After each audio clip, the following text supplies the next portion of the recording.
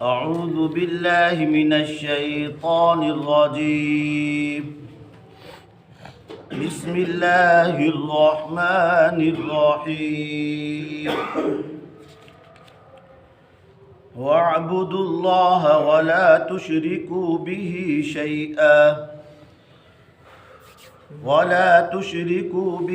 شيئا وبالوالدين إحسانا وبذي القربى واليتامى والمساكين والجار ذي القربى والجار الجنب والصاحب بالجنب وابن السبيل وما ملكت أيمانكم إن الله لا يحب من كان مختالا فخورا. صدق اللہ العظیم. لفظی ترجمہ: وَاعْبُدُوا، اور تم بندگی کرو، اللہ کی، وَلَا تُشْرِكُوا بِهِ، اور تم اس کا شریک مت بناؤ، شیئاً، کسی شے کو، وَبِالْوَالِدَيْنِ إِحْسَانًا، اور والدین کے ساتھ حسن سلوک کرو، وَبِذِي الْقُرْبَى، اور رشتہ داروں کے ساتھ، وَالْيَتَامَى، اور یتیموں کے ساتھ، وَالْمَسَاكِينَ، اور مسکینوں کے ساتھ، وَالْجَارِ ذِي الْقُرْبَى، اور رشتہ دار پڑوسیوں کے ساتھ، وَالْجَارِ الْجُنُبِ، اور اجنبی پڑوسیوں کے ساتھ، وَالصَّاحِبِ بِالْجَنبِ، اور ساتھیوں کے ساتھ، وَابْنِ السَّبِيلِ، اور مسافروں کے ساتھ بھی حسن سلوک کرو، وَمَا مَلَكَتْ أَيْمَانُكُمْ، اور اپنے غلاموں اور لونڈیوں کے ساتھ بھی حسن سلوک کرو. إِنَّ اللَّهَ، بے شک اللہ، لا يحب من كان مختالا فخورا، اللہ نہیں پسند فرماتے ان لوگوں کو جو مغرور ہیں یا اپنی بڑائی جتلانے والے ہیں. بامحاورہ ترجمہ: وَاعْبُدُوا اللَّهَ، اور تم اللہ کی بندگی کرو، وَلَا تُشْرِكُوا بِهِ شَيْئًا، اور کسی شے کو اس کے ساتھ شریک نہ ٹھہراؤ، وَبِالْوَالِدَيْنِ إِحْسَانًا، اور والدین کے ساتھ، رشتہ داروں کے ساتھ، اور یتیموں اور مسکینوں کے ساتھ، اور ہمسائے رشتہ داروں کے ساتھ، اور اجنبی ہمسایوں کے ساتھ، اور ساتھ اٹھنے بیٹھنے والوں کے ساتھ، اور مسافروں کے ساتھ، اور اپنے غلاموں اور لونڈیوں کے ساتھ بھی حسن سلوک کرو. إِنَّ اللَّهَ لَا يُحِبُّ مَنْ كَانَ مُخْتَالًا، بے شک اللہ نہیں پسند فرماتے غرور کرنے والے کو، تکبر کرنے والے کو، اور بڑائی جتلانے والے کو. اس آیت کا گزشتہ آیت کے ساتھ تعلق اور ربط سورہ نساء کی شروع سے لے کر اب تک آپ سماعت فرما رہے ہیں، اس کے اندر حقوق العباد کو بیان فرمایا گیا، اور اس آیت کے اندر بھی حقوق العباد میں سے چند اہم لوگوں کے حقوق کو بیان فرمایا گیا ہے. لیکن حقوق العباد کے مضمون شروع کرنے سے پہلے اللہ پاک نے توحید کے مضمون کو بیان فرمایا ہے اور شرک کی تردید فرمائی ہے. فرمایا کہ وَاعْبُدُوا اللَّهَ، تم اللہ کی بندگی کرو، اللہ ہی کی پرستش کرو، اللہ ہی عبادت کے لائق ہیں، اللہ کے علاوہ کوئی ذات بندگی اور پرستش اور عبادت کے لائق نہیں ہے. اور ساتھ میں وَلَا تُشْرِكُوا بِهِ شَيْئًا، اور اس اللہ کے ساتھ کسی چیز کو بھی شریک نہ ٹھہراؤ۔ اللہ کی بندگیت میں، الوہیت میں یعنی عبادت میں، اور اللہ کے معبود ہونے میں بھی کسی کو شریک نہ ٹھہراؤ، نہ اللہ کی ذات میں اور نہ ہی اللہ کی صفات میں۔ یہ اللہ تعالیٰ کا حق ہے، حقوق اللہ میں سے بیان فرمایا۔ تو حقوق العباد کو بیان کرنے سے پہلے توحید کے مضمون کو بیان کر کے اس بات کی طرف اشارہ فرما دیا، فرمایا کہ جو شخص اللہ کے حقوق کو ادا نہیں کرتا تو وہ بندوں کے حقوق بھی ادا نہیں کرے گا۔ جو شخص اللہ کے حقوق کی ادائیگی کے اندر اہتمام کرتا ہے، اللہ کے حقوق کو ادا کرتا ہے، تو فرمایا کہ وہ بندوں کے حقوق کا بھی خیال کرے گا اور ان کے ادا کرنے کے اندر بھی کیا اہتمام کرے گا۔ سامنے تشریف لے، آپ کو کہہ رہا ہوں حضرت جی آگے ادھر آئے۔ تو فرمایا کہ وہ جو آدمی اللہ کے حقوق کا لحاظ کرتا ہے تو وہ بندوں کے حقوق کا بھی کیا خیال کرتا ہے۔ اس لیے پہلے مضمون توحید کو اور تردید شرک کو بیان فرمایا۔ تو توحید کے مضمون کے بعد سب سے پہلے جن کا حقوق بیان کیا ہے وہ والدین۔ فرمایا وَبِالْوَالِدَيْنِ إِحْسَانًا، والدین کے ساتھ حسن سلوک کرو، حسن سلوک کے ساتھ ان کے ساتھ پیش آؤ، یعنی ان کی تمام خدمت اور ان کی تمام ضروریات جو ہے وہ ان کی اولاد پر لازم ہے، ان کے بچوں پر، کہ وہ اپنے والدین کی تمام ضروریات کا خیال کریں۔ جبکہ والدین خود کمانے سے اور خود کرنے سے کیا عاجز آ گئے ہوں اور کمزور ہو چکے ہوں اور یہ نہیں کہا بوڑھے ہو چکے ہوں، اس وقت اور زیادہ یہ حق جو ہے اور فریضہ کی اہمیت بڑھ جاتی ہے، اس وقت زیادہ ہی ان کا والدین کا خدمت کرنے کا حق ہوتا ہے۔ تو قرآن پاک کے اندر اللہ پاک نے متعدد جگہوں پر جہاں بھی والدین کے حقوق کو بیان فرمایا ہے تو وہاں والدین کے حقوق سے پہلے مضمون توحید کو بیان فرمایا، اس کے بعد پھر والدین کو بیان فرمایا۔ مثال کے طور پر اللہ تعالیٰ فرماتے ہیں انشکر لی ولوالدیک، میرا شکر ادا کرو اور اپنے والدین کا شکر ادا کرو۔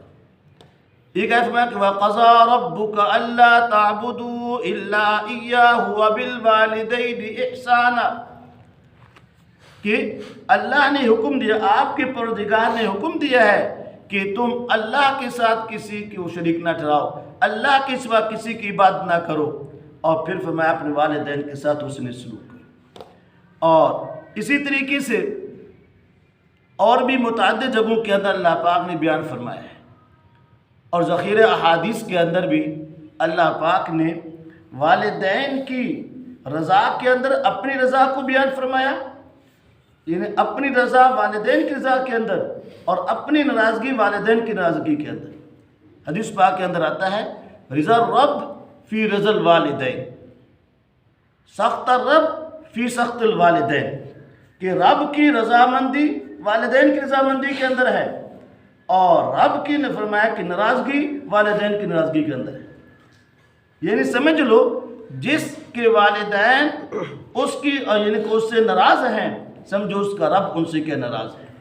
جن کے والدین ان کی اور اپنی اولاد سے راضی ہیں، سمجھو کہ ان کا رب بھی ان سے کیا راضی ہے۔ تو یہ کیوں اس دینی کا اپنی توحید کے بعد والدین کو بیان کر کے اس بات کی طرف اشارہ کر دیا، فرمایا کہ پوری کائنات کے اندر سب سے پہلی ذات جو محسن ہے اور حقیقی محسن ہے، جو انسان پر احسانات، انعامات، اکرامات کا نزول فرماتی ہے، اور حقیقی محبت کرنے والی ذات تو ہے وہ کہ اللہ کی ذات ہے۔ وہ کون ہے؟ اللہ کی ذات ہے۔ جب اللہ اپنے بندوں کے ساتھ اس قدر محبت کرتے ہیں اور ان پر احسانات انعامات فرماتے ہیں تو اس لیے سب سے پہلے اللہ ہی کی ذات اس لائق ہے کہ اسی کی بندگی کی جائے اور اسی کو معبود بنایا جائے اور اس کی بندگی کے اندر کسی کو شریک نہ ٹھہرایا جائے۔ اللہ کی ذات کے بعد اسباب ظاہرہ کے اندر، ظاہری اسباب کے اندر دیکھا جائے تو کون سب سے زیادہ دنیا کے اندر کسی سے محبت کرنے والا ہے؟ کون سب سے زیادہ کسی پر دنیا کے اندر احسانات کرنے والا ہے؟ تو فرمایا کہ وہ دنیا کے اندر صرف دو ہی شخصیتیں ہیں، ایک باپ اور ایک ماں، والدین۔ یہ دو شخصیت جو ہیں یہ سب سے پہلے جو ہے انسان کے محسن ہیں، احسان پر انعامات کرنے والے ہیں اور اس کے ساتھ محبت کرنے والے ہیں اور اس کے ساتھ خیر خواہ ہیں۔ والدین سے بڑھ کر دنیا کے اندر کوئی کسی کا خیر خواہ نہیں ہے۔ فرمایا کہ اس لیے کہ ایک تو انسان کو دنیا کے اندر لانے کا ظاہری سبب والدین بنے، پھر بچپن سے لے کر جوانی تک تمام مراحل کو جو جتنی مشقتیں آتی ہیں ہر اعتبار سے، خرچے کے اعتبار سے، تکالیف کے اعتبار سے، وہ تعلیم کے اعتبار سے، وہ تمام اخراجات، تمام تکالیف کون برداشت کرتا ہے؟ والدین برداشت کرتے ہیں۔ تو اس لیے سب سے زیادہ محسن، سب سے زیادہ محبت کرنے والے وہ کیا؟ والدین ہیں۔ اس لیے فرمایا کہ خدا کے بعد سب سے زیادہ حق جو ہے کسی کے ساتھ محبت کرنے کا یا کسی کا حق ادا کرنے کا وہ کیا؟ والدین کا ہے۔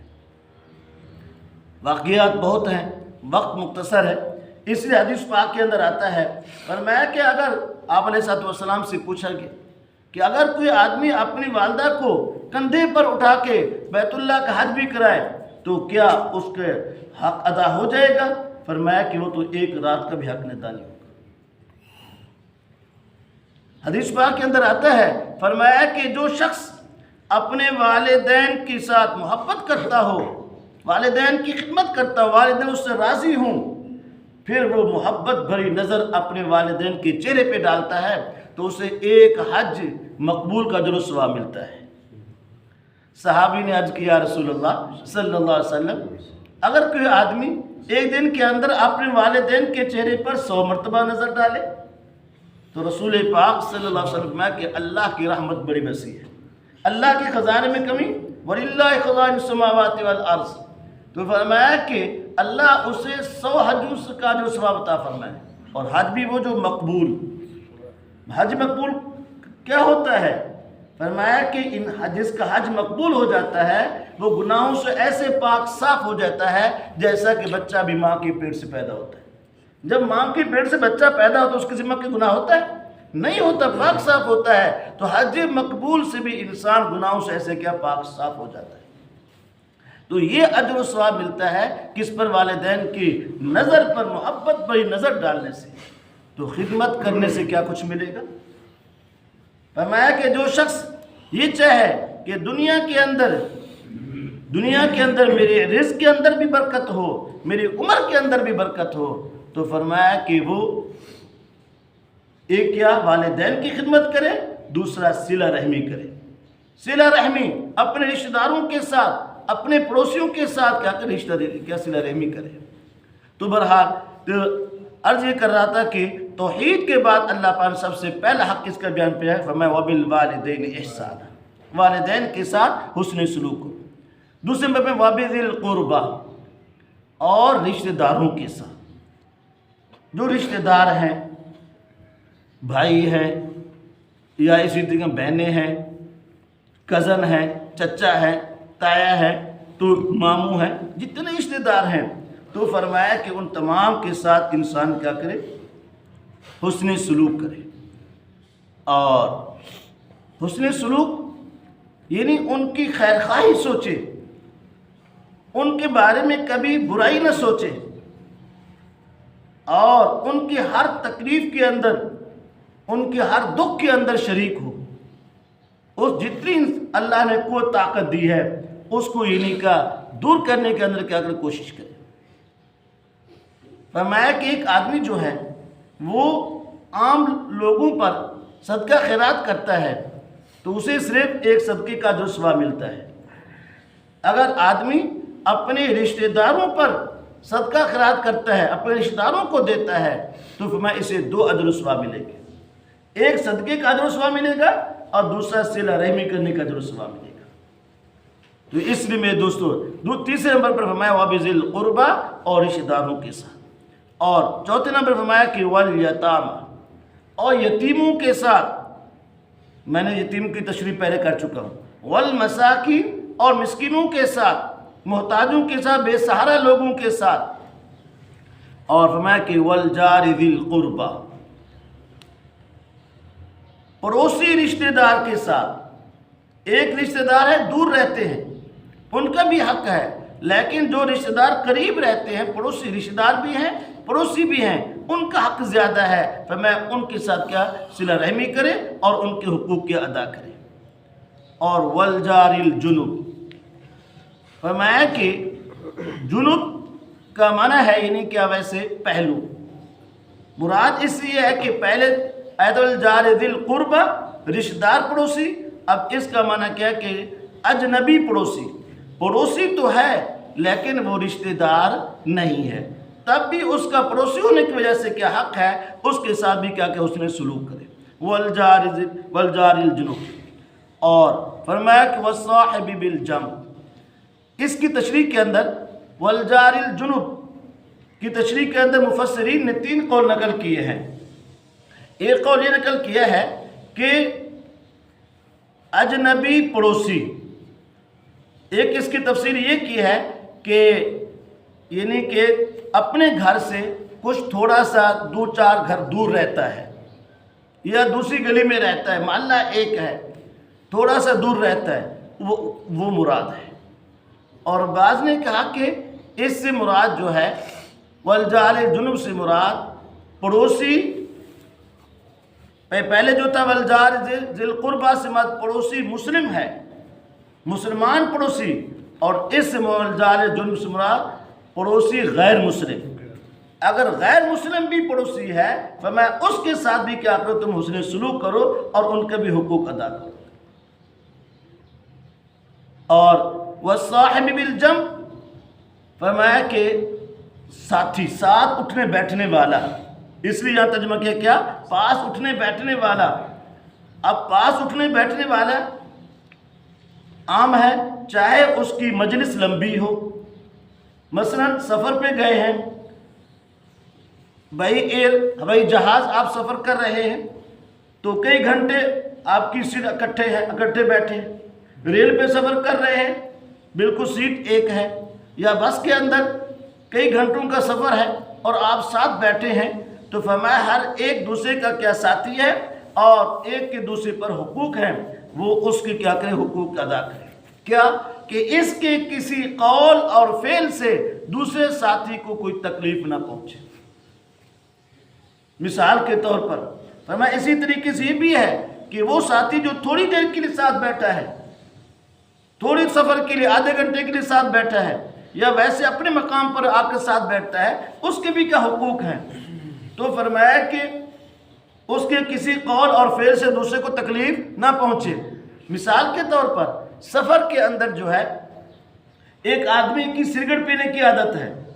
اب وہ سگریٹ پیتا ہے اور پینے کے بعد دھواں جو ہے وہ اپنے ساتھی کی طرف منہ کر کے نکال دیتا ہے، اور دوسرا ساتھی ایسا ہے کہ اسے سگریٹ کی عادت نہیں ہے، اسے سگریٹ کی بو سے تکلیف ہوتی ہے.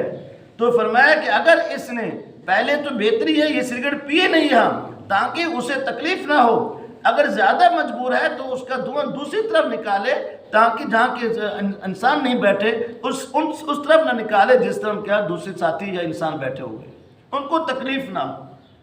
یہ ہے اس کا حقوق.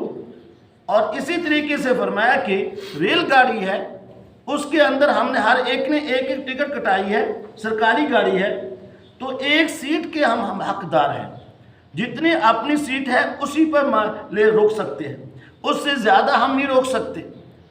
ہوتا کہ ہم جا کر پہلے کپڑا ڈال دیتے ہیں، یہ برتھ میرا، یہ سیٹ میری. تو فرمایا کہ ایک سے زیادہ جگہ ہم جب یہ نکاح روکتے ہیں تو پھر آپس میں لڑائی جھگڑے شروع ہو جاتے ہیں۔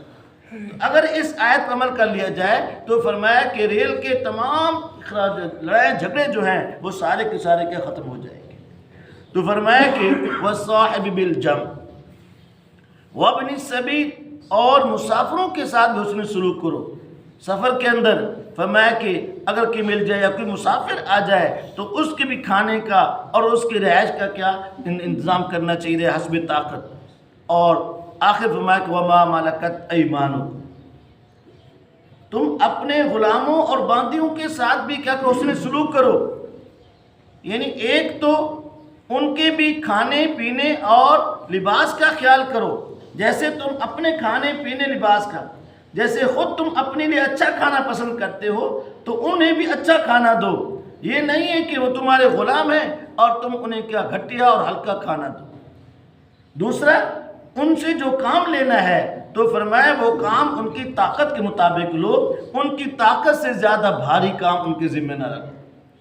اگر دیکھو کوئی کام ان کی طاقت سے بھاری ہے تو پھر خود بھی ان کے ساتھ شریک ہو جاؤ یا کوئی اور معاون ان کے ساتھ کر دو، تاکہ دو ساتھی مل کر اس کو کیا ادا کریں، ایک پر مشقت اور تکلیف نہ ہو۔ تو ہمارا دین، ہمارا اسلام تو ہمیں یہ سکھلاتا ہے کہ تمام لوگوں کے ساتھ، اس لیے فرمایا کہ مسلمان کی تعریف کیا کی، المسلم من سلم المسلمون من لسانہ و یدہ، مسلمان تو وہ ہے کہ جس کے کسی اعضاء سے بھی کسی مسلمان کو دوسرے مسلمان کو تکلیف نہ پہنچے، نہ اس کے زبان سے نہ اس کے یعنی کا اعضاء سے، اس کے طریقہ دوسرے مسلمان اس سے سالم رہے۔ اللہ پاک نے بہت ساری جگہوں پہ ایذائے مسلم کی وجہ سے اپنے احکامات کے اندر کیا تخفیف کر دی ہے، اپنے احکامات کے اندر ایذائے مسلم سے بچنے کے لیے تخفیف کر دی گئی ہے کہ اگر اللہ کا حکم پورا کرتے ہیں تو یہ ایذائے مسلم ہو جائے، مسلمان کو تکلیف ہوگی، تو اللہ نے مسلمان کی راحت کے لیے اپنے حقوق کے اندر، اپنے احکامات کے اندر بھی نرمی پیدا کر دی۔ دیکھیے فرمایا حجر اسود کو بوسہ دینا کتنی بڑی فضیلت ہے۔ فرمایا کہ اگر رش و دھکم پہن ہو تو پھر بوسہ نہ دو، دور سے کرو، استلام کر، تاکہ ایذائے مسلم نہ ہو۔ اس طریقے سے کافی مثالیں ہیں۔ فرمایا کہ پہلی صف پہ آنا بہت بڑی فضیلت ہے۔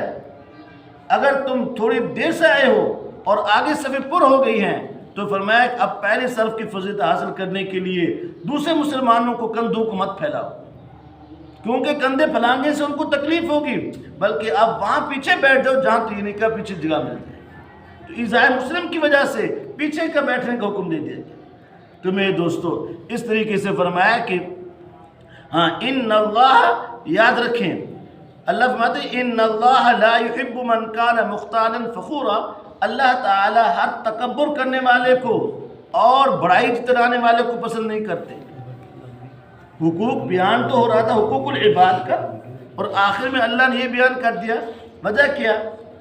وجہ یہ ہے فرمایا کہ اللہ کے حقوق کا یا انسانوں کے حقوق کا وہی آدمی خیال کرتا ہے جس کے دل کے اندر خوف خدا ہوتا ہے، جس کے دل کے اندر عاجزی، انکساری اور تواضع ہوتی ہے۔ عام طور پر دوسروں کو تکلیف وہی دیتا ہے، دوسروں کے حقوق وہی پامال کرتا ہے جس کے اندر تکبر ہوتا ہے۔ جس کے اندر کیا ہوتا ہے؟ تکبر ہوتا ہے۔ وہ اپنے آپ کو بڑا جانتا ہے کہ وہ کہتے ہیں بس میں ہی بڑا ہوں، میرے مقابلے کوئی بھی نہیں ہے، تو وہ آدمی ان باتوں کا خیال نہیں کرتا۔ اس لیے اللہ فرماتے ہیں ایسا آدمی جو مختال ہے، مغرور ہے، متکبر ہے، تکبر کرنے والا ہے، اور اسی طرح فخور ہے، فخور اپنے آپ کو بڑا جانتا ہے۔ فرمایا کہ جو مختال ہے، تکبر، وہ آدمی جو دل کے اندر تکبر کرتا ہے، بڑا جانتا ہے، اور فخور جو اللہ لوگوں کے اندر یعنی کہ اپنے آپ کو بڑا جانتا ہے۔ تو یہ بھی فرمایا کہ جو آدمی تکبر کرتا ہے، اپنے آپ کو بڑا ہونا جتلاتا ہے، تو اللہ اسے پسند نہیں کرتے۔ دعا میں اللہ تعالی ہم سب کو قرآن پاک سمجھ پر کرنے کی توفیق عطا فرمائے۔ الحمد لله رب العالمين والعاقبة للمتقين والصلاة والسلام على خير خلقه محمد وآله وصحبه أجمعين.